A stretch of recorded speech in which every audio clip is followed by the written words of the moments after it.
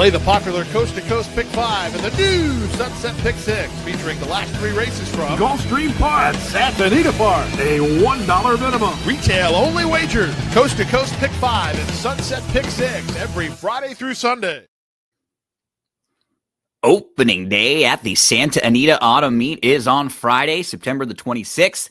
And wow, Barry, I'm pretty excited because Santa Anita is really doing it up for this meet. I'm Gino Bacola alongside my good friend Barry Spears. We're going to preview the new Sunset 6.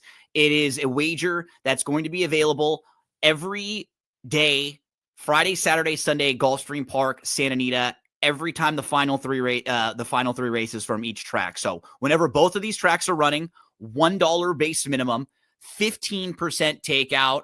And Barry, what's so nice about these, no consolations, carryover if no one selects, and it's retail only, just like the Coast to Coast Pick 5.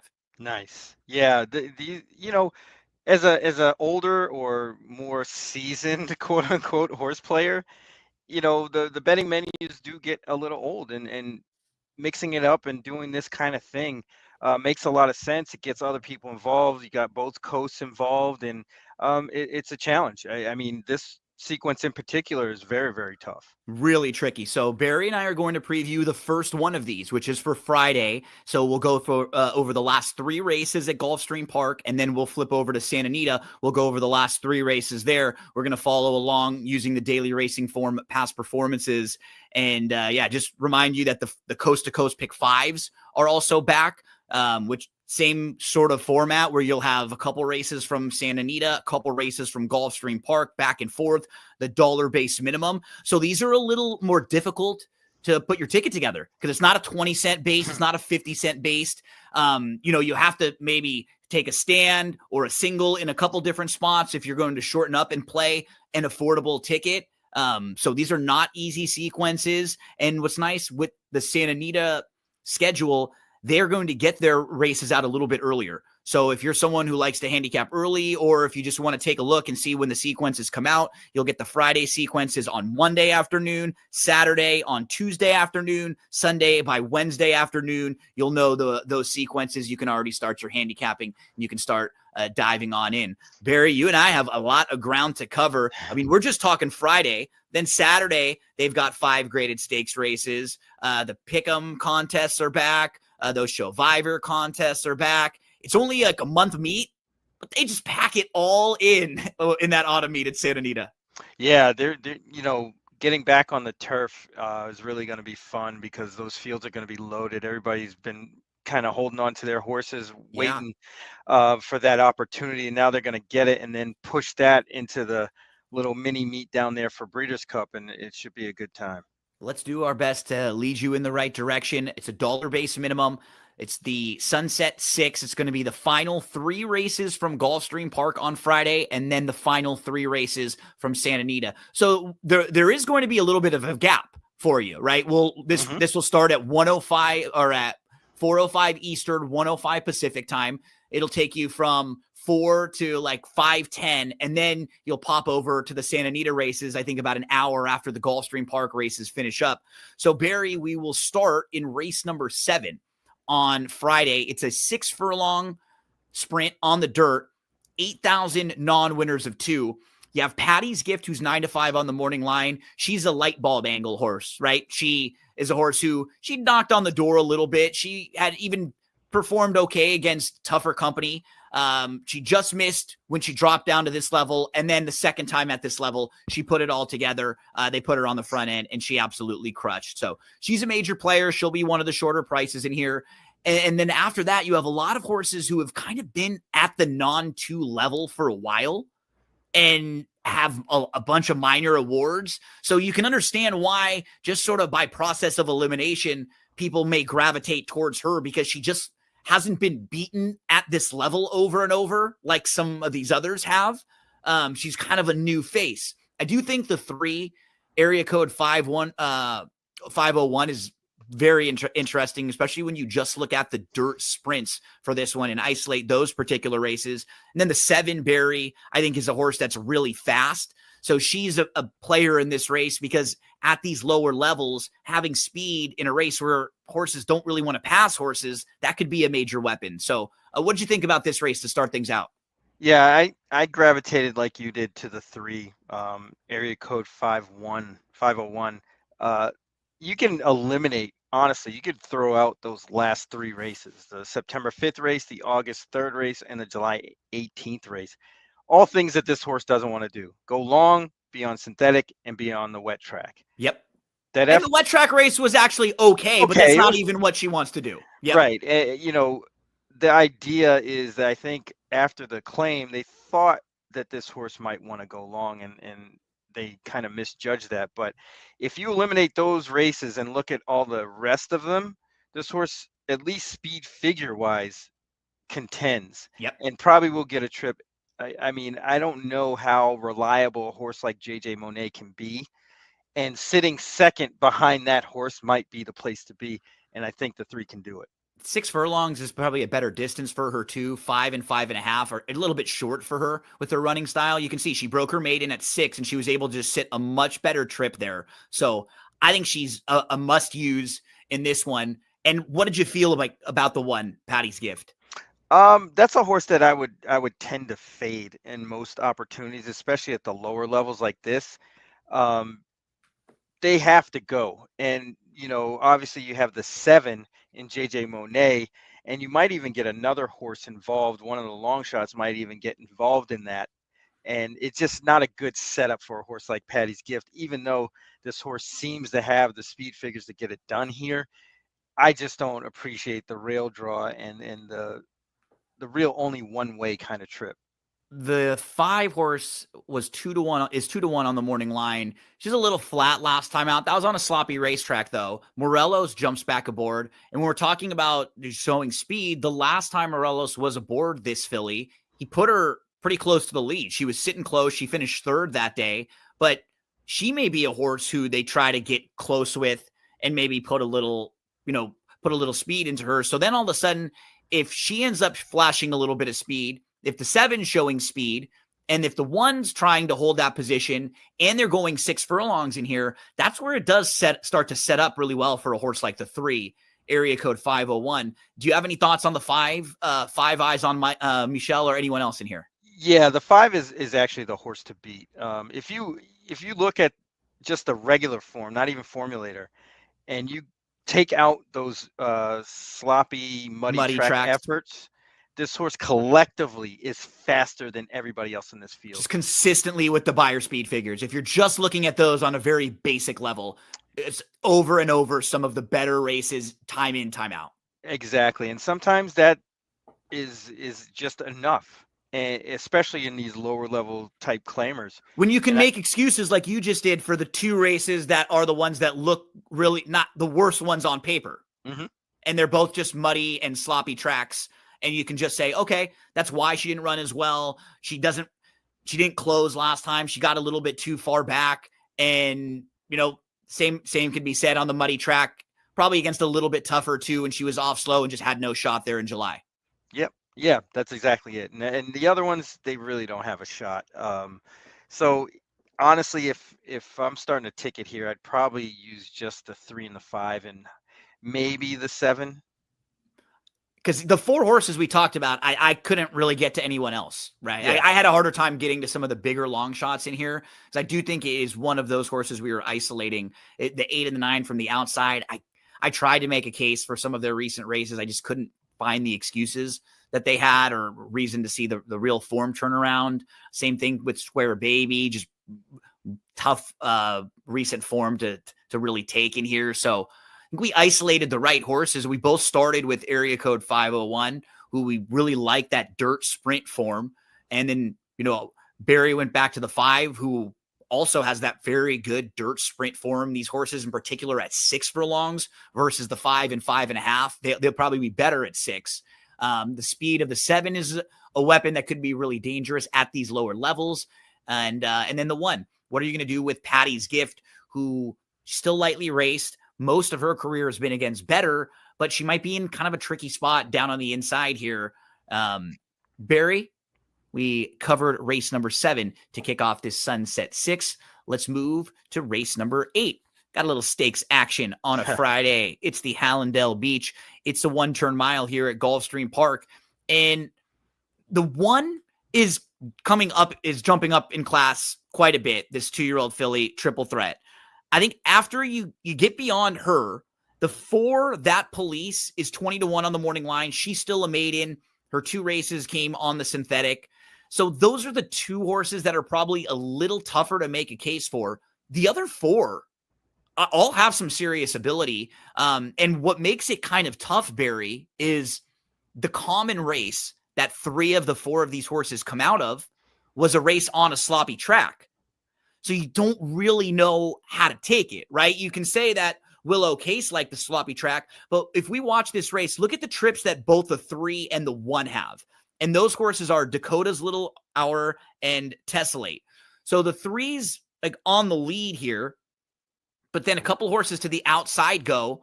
The 3 ends up like losing position, getting shuffled back. And the same sort of thing happens to the 1. They both get very like eerily similar trips, and then they end up finishing kind of next to each other. So the 3 tries to move into a spot right here, nowhere to go. So watch the 3 stop. The 1 goes right by the 3 horse here, and it looks sort of like the 3's done. Now the 1's going to try to push through. The 1's going to get stopped right about here. And then the 3's going to move to the outside. And they both kind of get on even terms and close together and finish in second and third, while the 4, Willow Case, just gets that clear trip. Look at the 1 down on the inside now. Nowhere to go, just getting stopped. And all while Willow Case gets that smooth run. And here comes the 3, Tessellate, on the outside. And the 1 down on the inside now gets some room, and she comes flying down there. So I know Willow Case won this race, Barry, but I actually like both the 3 and the 1 a little bit better because I don't know if they really got much of a shot there. I think this 25-1 shot kind of fell into a pretty good trip. She may have liked the slop better also. So, I mean, I don't completely dismiss her, but I actually do like the 2 horses that had a little more trouble coming out of that race. Yeah, I'm with you totally. Especially with Tessellate. It's kind of all over the track and ran way farther than everybody else. She was on the lead to start, right? Right. Then got shuffled and ended up out in the middle of the track. Yeah, that was a wild trip. This just shows you the inexperience that was going on in that race. But this race is tough. Everybody kind of looks the same. Honestly, I could even give the 4 a little bit of a shot as kind of the only closer in this race. Absolutely. Getting blinkers on. Proven going long, too, yeah. which is nice, right? She's gone a mile 2 different times, mile 70 on the synthetic. So she should be plenty fit. Wouldn't be impossible. I would tend to fade a horse like Willow Case, who kind of got a perfect trip there. Agree. And the outside horse is a tough read too, because of the fact that the pace scenario should be a little weird. Yeah, because these horses are stretching out, right? Right. The 3 is going to be quicker, and I think just try to sustain that speed more than she did last time out. The 2 can go more than she did last time. She was in a little tight from the rail. The 1, they're all, all these horses stretching out could absolutely be flashing speed. So that's what makes it a little tricky. Yeah, that's really makes this tricky. But I think you kind of narrowed it down. Tessellate and Dakota's Little Hour seem to have a little bit more of an advantage, over a horse like Willow Case, who got really, really good trip. I mean, it's also the idea that Willow Case could get the same exact trip. Sure. Honestly. But stretching out is the question. And you're going to be paying for it now, right? Exactly. She was 27-1 last time out. We didn't really know what she was. We still may not know what she is because that was a sloppy race, and 2 of her main rivals in there got stopped and had a little bit of trouble. So, I mean, I wouldn't be shocked at all to see her run back. But if she is around 5-2 after being 27-1 last time out, I just feel like you're going to get a lot better value on both Tessellate and Dakota's Little Hour because they got beat by her last time. Well, yeah, it's just hard to take. I mean, the horse won broke the maiden at 14-1, then Yeah. comes back in that state at 27-1, and to take 5-2 here just doesn't make a whole Yeah. hell of a lot of sense unless she just towers over this field, which she does not. No. So it's a tough read. It is. And what's nice is the two horses that we were kind of hitting on early, they've already shown you a little bit of versatility. They got an education in that race. We know that if some things happen and these horses get shuffled a little bit, they've shown us that they'll still try and they'll still come fighting. And I think that something to be said in this type of a race, where we're not really sure what the pace might look like with these young, inexperienced horses. A lot of them stretching out to a 1 turn mile for the first time. And Vita Mia, she was fine. She got an easy lead last time out from the rail. I don't think she's going to get that trip in here. That's what's tough, right? She could win this race, and maybe she just sits off the pace a little bit, but she doesn't seem like she's going to get that exact easy lead and trip like she got in that field of 5 where they were just cruising. She might not be quick enough. That's really the idea. Those, that pace was kind of quick, I guess, but you got other horses that are stretching out that probably will get into the race a lot sooner. So she might be up against it, especially with that post. Anything else you want to hit on in the Hallandale Beach, Barry? This, this race is tough. I know, at least constructing a ticket, I know a lot of people might go all but the 1. Yeah. I would probably do that on 1 or 2 tickets, and then more or less gravitate to the 2 and the 3 on most of them.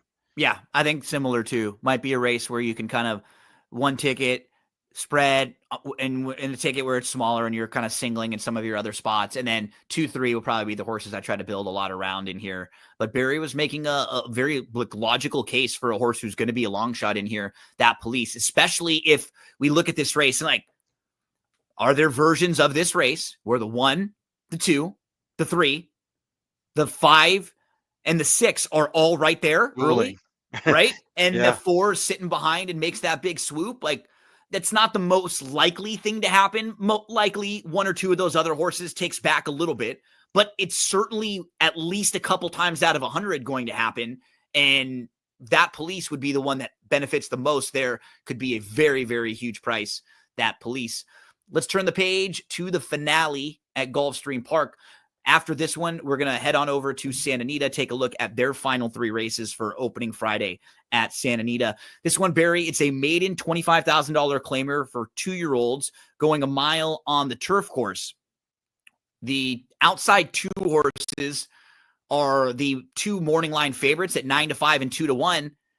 Neither one of them showed a bunch in their start so far. They faced better for sure. Way better. And Kahalo showed speed, so that's nice. Like, he at least showed you the speed that you're looking for, and he's going to add the blinkers for the big drop. Cadence faced tougher in the debut, then second start, again tougher. Drop down, showed a little bit of improvement last time out. I would have just liked to see a little bit more from Cadence in that race, and they're going to take a lot of money just because there's nobody else in here that's really run a good race. You have the 5-star Prince, who ran, I thought, a pretty respectable race. And when you look at him, Barry, he at least is an experienced horse who can come closing.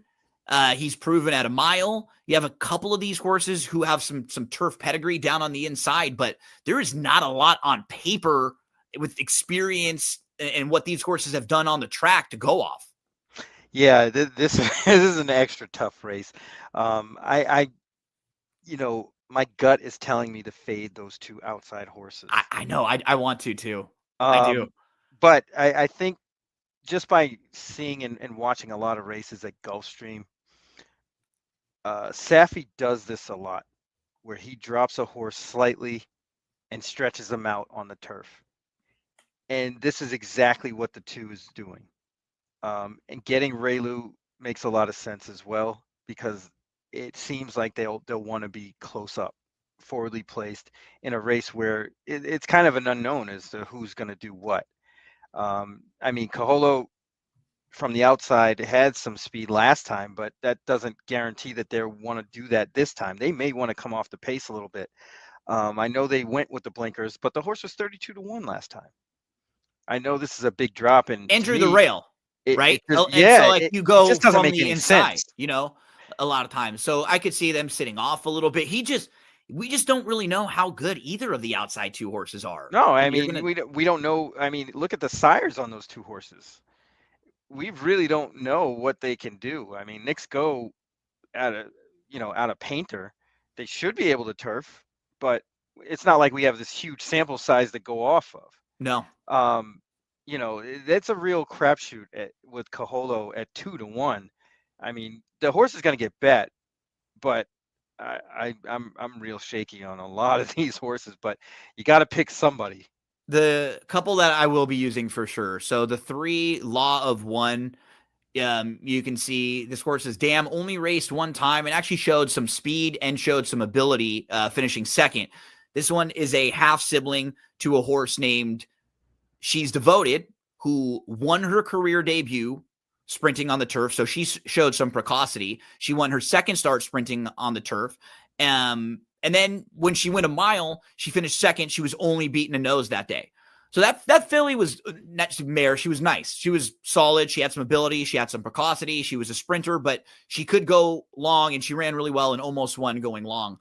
So, in a race like this where there's not that much, you're looking for little things. Well, and for a horse like Law of One with the blinkers on, dropping in class, moving to the grass, stretching out, like that might be enough for a horse who got bet a little bit in the debut. Yeah, I like that horse in this spot, especially a little bit under the radar. But the 2 also offers a little bit of pedigree. Agree, very much. Is a half to a horse named British Empress, who, as far as I'm concerned, is like the most hard luck horse of all time. Yeah. Just is always around it and just doesn't win, but runs good. Some synthetic, not much dirt. So that's encouraging. And if you're just looking overall at the sire dam combination, you're saying like Mendelssohn, Scat Daddy, Lavish, Malibu, Moon, there just is a lot of turf. That feels like a lot of turf. That sounds like, even though some of the direct siblings aren't like turf winners or stakes turf winners, this is a pedigree that should be fine going long on the turf. Yeah, absolutely. So not now Nick in the mix for me. Law of One in the mix for me. And I do. Star Prince, you kind of have to. I agree. That improvement on the drop is worth noting, and especially second time pretty much Going at long, this sort of level is really a good thing. Getting the apprentice in the saddle is also another good thing. Weight off never hurts. That's a tough read, but if you're getting 8-1, I would definitely include that one, even though last time it was 71-1. Nobody really knew what was going on in that race. Clearly, why not? I mean, I would think that a mile would probably be this horse's ceiling as far as distance goes, but who knows? And of the 2 horses to the outside, if you had to use one of the shorter prices, which would you prefer? I would go with Kaholo. Yeah, just because we saw the speed. Speed, yeah. And so at least if this horse showed speed and is making the drop for the first time, whereas Cadence has already dropped to a level pretty similar to this and didn't show that much. Right, didn't really improve. No, like just on speed figures even, and like so there's probably more upside with Kahalo just making the second start, also showing speed, also adding the blinkers. But I do think we kind of hit the 3 price horses, or the 3 horses in that next tier who are the most interesting, with the 2, 3, and 5. Yes. Yeah, I believe so. The 6 is going to get some money too. Don't Fire Joe. The Dam was second in the lone start on the turf. And the Lone Sib was a 4-time winner on the turf. So there is just a little turf pedigree there. If you're looking to go against the short prices in here, this could be a horse that does have a little more. But the difference is versus some of these other horses, they're trying the grass for the first time and stretching out for the first time. We did see Don't Fire Joe already race in a similar type situation and just not fire. So that's kind of why I went to this horse last, because maiden 35 going 7.5 and not a whole lot from this performance. Yeah, it was fairly dull. Gonna need more. I really didn't like that one too much, but like you said, there's a little bit of pedigree angle to go off of, and I get you Zayas can jumping forgive aboard. that first one. Yeah. Yeah, maybe get an aggressive ride here, put this horse in the race a little bit more. So those are the 3 races from Gulfstream Park that begin the Sunset Six. So the final race at Gulfstream is going to go around 5:09 Eastern time, and then they'll pass the baton over to Santa Anita. So we'll pull Santa Anita up for their final 3 races. And as I'm pulling Santa Anita up, Barry, you and I were just talking about, the Breeders' Cup is coming up because this is the last round of prep races. We've got some prep races this weekend. We've got prep races at Belmont and Aqueduct, Churchill, Santa Anita. Next weekend, Keeneland jumps into the mix too. So I know you're busy with the Notorious OTB. You're busy with doing work with a bunch of other shows. Give us some of your plugs right now while I make the change and pull up some Santa Anita. Yeah, on the Notorious OTB, we went over on $100 budget the Woodward card at Aqueduct on Saturday. So you can check us out doing that card. It's a pretty good one, to be honest. Actually, the races around the stakes races are pretty decent. You should have a good time with those. And just kind of plugging away, getting ready for Breeders' Cup. I think this time of year, right now, these last rounds of preps really solidify, what we're going to see, and we can start getting after it, trying to zero in on horses that we want on Breeders' Cup Day. Yeah, because we're gonna know a lot in the next couple of weeks. We'll get an idea. You can always go to Breeders' Cup website and check out like the contenders and the horses who have already won spots in there. And nowadays, Barry, things are changing. A lot of these horses already have run their final prep. They've already said that they ran it at like Saratoga or Del Mar, which is something we never would have thought about in years past, like horses having that much time in between. But it's just changing. Horses are running a little bit better fresh. Overall, horses are running less. And you point this out often. So it doesn't matter quite as much now because horses on the overall landscape just run less. So the layoffs don't matter as much. Yeah, it's not like it was in the, when I grew up and when I first started playing horses, layoffs were a big deal. Horses coming off layoffs were almost automatic fades, especially when they showed up in front bandages. And that whole notion of front bandages and the layoffs is like disappeared. It's just gone. So, as a horse player, that just shows you how you have to be able to adapt to the changing times. It wasn't that long ago where front wraps and all the layoffs were important. So being able to adapt and change and being dynamic is really the thing to be. Let's head on over to Santa Anita. We took you through the first half of that Sunset Six. Now we're moving to the second half, races 7, 8, and 9. Final 3 races every day from Gulfstream and from Santa Anita when they're both running. So, Barry, the 7th race is a 6-furlong turf sprint. It's a first-level allowance, optional claimer for Calbreds. These are fillies and mares, 3-year-olds and up. There's a big scratch, which does draw in the 9, and that's a huge draw-in, Lady Gregory, who's an 11-time winner. You've seen her be successful at this level. She's in for the tag, but she just fits really, really well at this level. She'll go second start off the short break, and she's going to be a major contender, one of the horses to beat in here. So keep an eye on the maybe drawing in of the 10 Brooklyn's Gal, because she could possibly be a player if she gets in here. But, you start with Lady Gregory, and then after her, there's a lot of question because she's an 11-time winner. And then the bulk of this field are like non-winners of 2. When you go through them, you have Blue Wildcat, who's a 7-time winner, but even down on the rail, Amanda Rose, only a couple victories. A lot of these other horses with 1 win. One of the more talented fillies in this group, though, Barry, isn't even a filly. She's a mare now. She's 5, Willow Cove. She's going to be coming off a long layoff. She has not raced since August of 2024. So we're going to be talking about more than a year layoff when she races on Saturday. But she was really impressive visually, and she's shown us talent in all 3 of her starts. And this is kind of a strange race.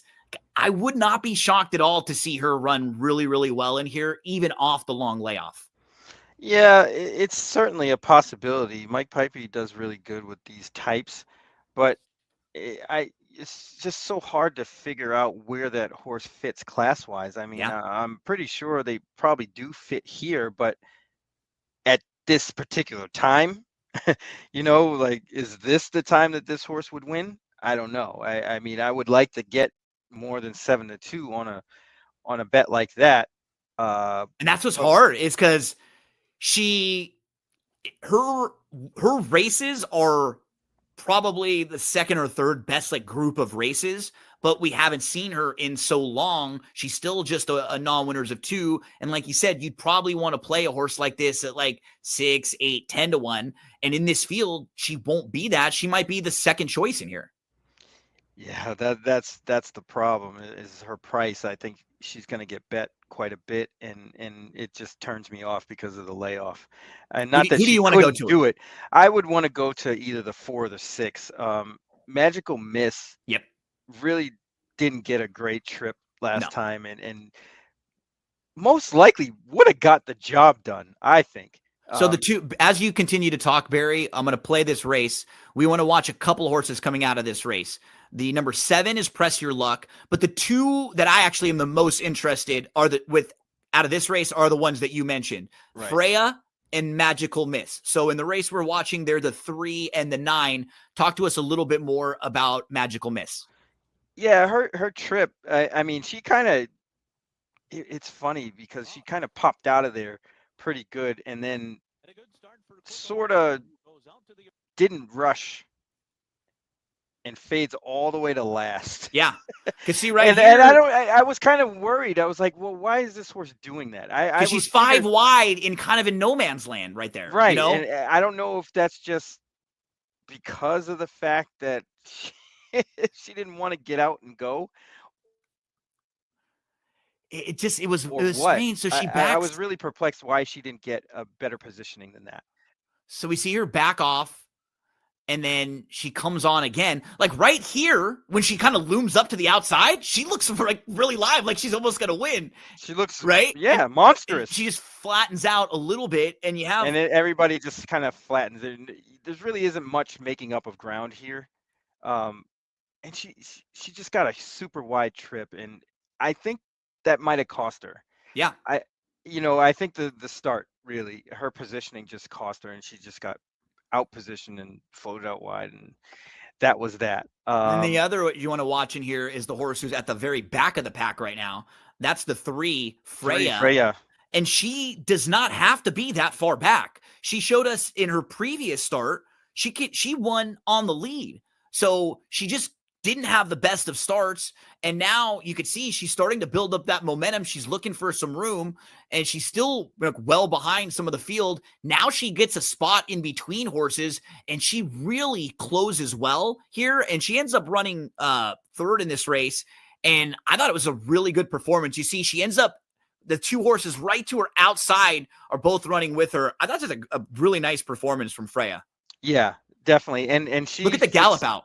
She fits that description of what I like to play a lot, where horses come off the layoff from 2 to 3. They pair up numbers with what they were doing before the layoff. I like second time Lasix, and this horse should probably be a little bit closer up in this race. I think one of those 2 horses are really going to make an impression on this race. Yeah, those are the 2 that I really like too, and they feel like they're fair. They're going to be fair prices. They're very logical. I started with Freya, went to Magical Miss as well. The course I'm not sure what to do with is the long layoff horse, Willow Cove. And what made it tricky for me too is she doesn't have any works on First TV. I would love to see a horse like this working, right? And just watch how they're doing. We'll be able to hopefully get the Clocker report and take a look at that, but I couldn't see it myself. And Lady Gregory, just she likes to win races here. She's going to be pretty tough. But I think we found the interesting price horses in Freya, in Magical Miss. The 5 is scratched. Is there anyone else in here that you want to mention, Barry? I had to take a double take at Rizzleberry Rose. Me too. Because it seems like she could be able to get over the hump if she takes to the turf. And that might be a horse that was the horse that would be the surprise, the one that nobody was thinking about. that hasn't run on turf before and can pop at a decent price that would separate yourself from a lot of other players in this pool. Yep. She's That was shown speed. one that I'd have to really look hard at, especially when it's decision-making time. And in fact, the idea would be to remove Lady Gregory and add that Her. horse. Yeah.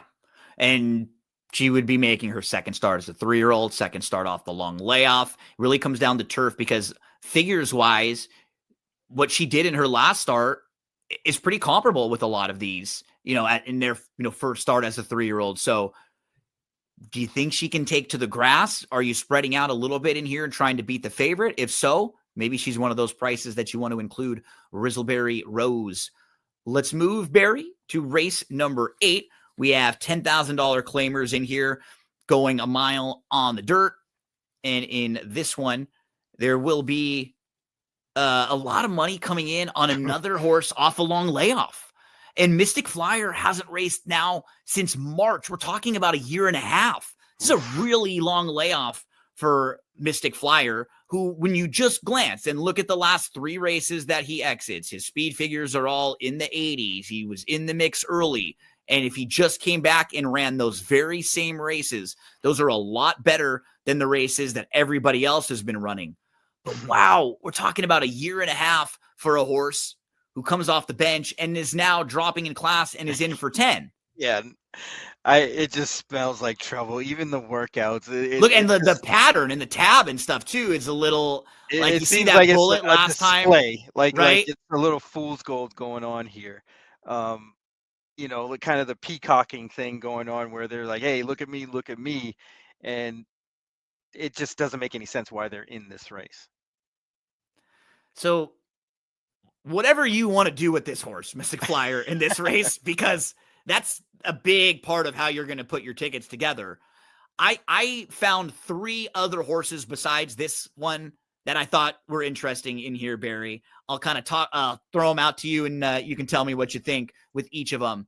We have Austonian, who you just know will come running late. He hasn't been showing as much early speed recently, but his last couple races, they're solid. He comes over from Gulfstream Park where he was second. Then he was third at Del Mar behind a horse named Money Run. Money Run got the lead. It was lone speed that day. You could see the winner was on the lead. The second place finisher was third, so there wasn't a whole lot of passing. And then Austonia came in to finish third that day. And then Money Run actually stepped up at Los Alamitos and won against First Level Allowance Company and earned an 81 Beyer speed figure. So that race has come back pretty strong, and I at least think this guy will be passing horses. What do you think about Austonian in here?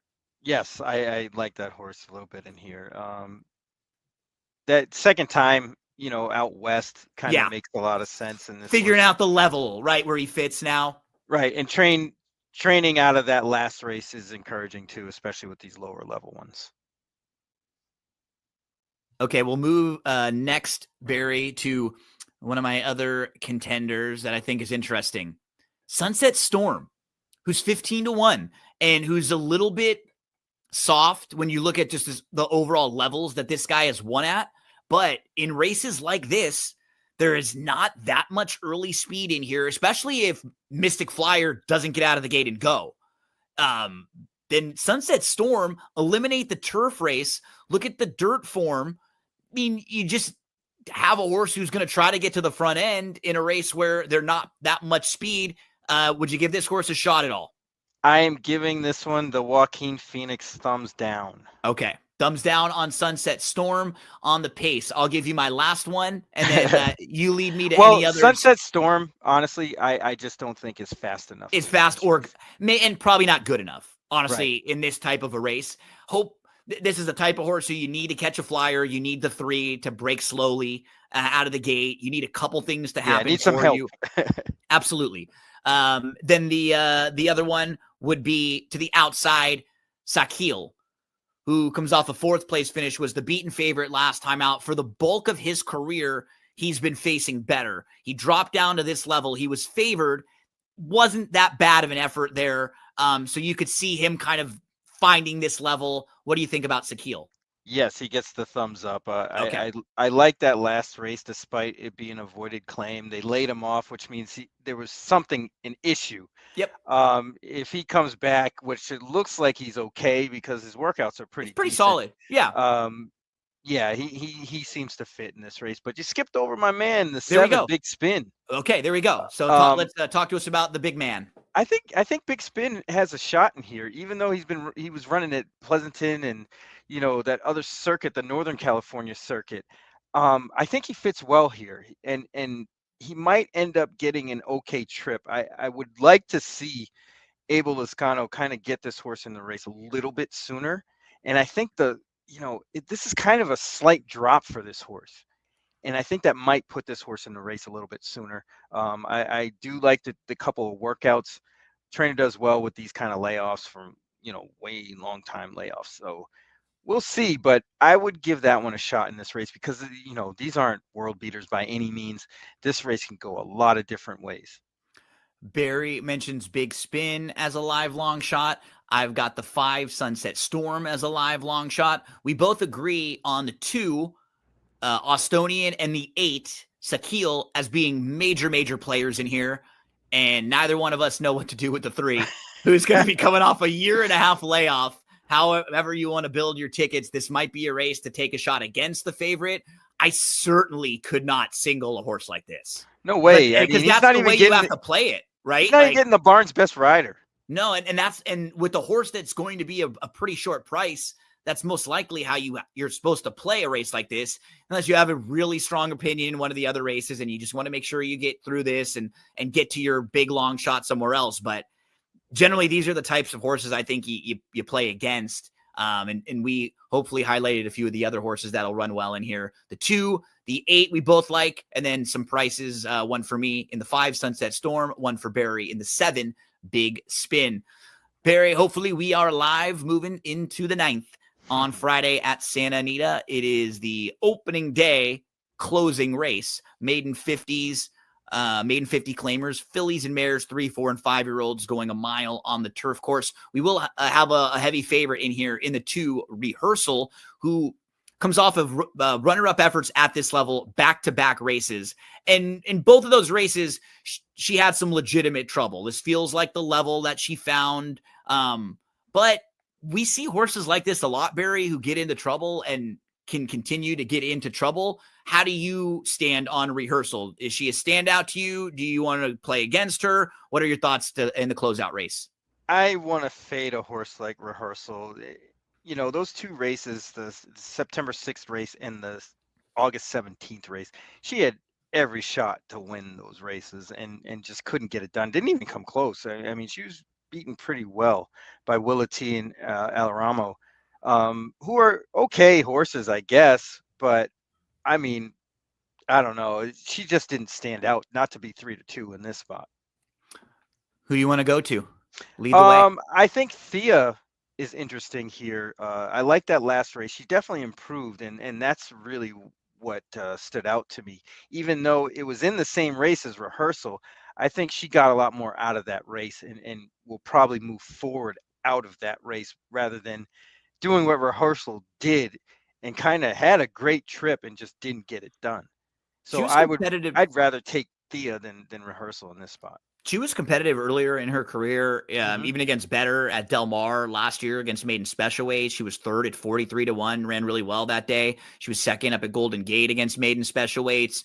And now she's been showing a little more speed recently. So, she's got the ability and there's a ceiling there with her. She's bred really, really well. Also, she just has to kind of put it all together now. Like, she's shown us a little more speed. Earlier in her career, she was coming from off the pace. Can she just sit a little more mid-pack now, right? Not have to be at the way back of the pack or be a little more forward in here. Thea down on the inside. I'll give you one that I actually think is really interesting, and I think it's the horse to catch, the number 7, Infinity Dream. This filly is stretching out from all 4 races sprinting to a mile, and you can see her debut. It's a good start. She's a little bit slow. She comes from off the pace. The race comes back very strong. She loses to a horse named Lee's Baby Girl, who comes back to win their next start off of a long layoff for Carla Gaines, beating First Level Allowance Company and earning an 80 Beyer speed figure next time out. So that race was very strong. After that, she's off for a couple months. She shows back up in May, going 6.5 furlongs. She ran really well that day. She finished second. She came from off of it. The race came back live. Cloudy Women comes out of that race to win their next start. Following that, Infinity Dream finishes fourth in May. She has a bad start, just doesn't really get involved in the race quite as much. And then she's off for a few months. But when she came back in August, it was a good second. The blinkers come off. I think she's going to get the lead in here on the stretch out because there's really not that much speed. And if they want to go on with her, I like Barrios jumping aboard. Second start off the short little break. If she gets the lead with the blinks off and can relax a little bit, I would love to see that from her. So she's interesting. Not like she needs the lead, but I would just love to see them make that decision to go on with her or put her really close. Barry, any thoughts on Infinity Dream or any others in here? Yeah, you got to think Barrios is going to get aggressive and try to push the button real quick and try to get her out there. I thought Wildfire Princess might get a similar trip or be really close up. Yep. Another one that's on the stretch out that didn't run all that poorly. Second time at the level. Blinkers off would tell you they might want to kind of use somebody as a target. So I was thinking the 5 might go out too, and you might get the 7 out there just kind of going. But I don't really think they're going to be going particularly fast. No. Yeah. What's nice about the 7 as well, you can see that this horse's dam was able to win going long, a mile and a 16th on the synthetic up at Woodbine. So Infinity Dream might be able to stretch the speed out to this mile distance or sit off the pace a little bit. We know she can pass horses. What kind of trip will they pick out with her? So she was one that I gravitated towards, Barry. I had a harder time with the bigger prices in this race, though. I gladly actually interests me sure a little bit in this race. I don't think this horse got really good trips or even not even bad trips, like worse than bad in the last 2. And I don't know. I think this horse is training okay. Mike McCarthy seems to think there's something here. And I would give that one a shot in this weird kind of race. You never know. Like, there's nobody that really stands out. Rehearsal definitely doesn't stand out. And it's not crazy to think that this horse could improve off his best figure, the 59, to win here. The Sunset Pick 6 begins on Friday at Santa Anita every Friday, Saturday, Sunday, every day when there's racing from both of those tracks. There's going to be that Sunset Pick 6 that you can play on the $1 based wager, 15% takeout, retail only, no consolation. It is very player friendly. Check that one out. We will say goodbye and we'll give you that video one more time. Barry, thank you for all the help, my friend. Appreciate all of you joining us. We'll do some videos of these sequences. Love the pick 6 and the coast to coast pick 5. Love the format of those. And Barry, what's nice, you're a Gulfstream guy. I'm a Santa Anita guy. So we get to go home court when we're doing these kind of wagers. That's right. We shouldn't miss, right? Exactly. So hopefully we're able to lead you to a few winners there. Good luck to everyone. It is a massive weekend of racing, whether you're playing Santa Anita, Churchill Downs, Belmont and Aqueduct. Delaware has some big races this weekend too, all over the place. Gulfstream, part of the Sunset, and Coast to Coast Pick 5. Good luck wherever you're playing. Play the popular Coast to Coast Pick 5 and the new Sunset Pick 6, featuring the last 3 races from Gulfstream Park at Santa Anita Park. A $1 minimum. retail only wager. Coast to Coast Pick 5.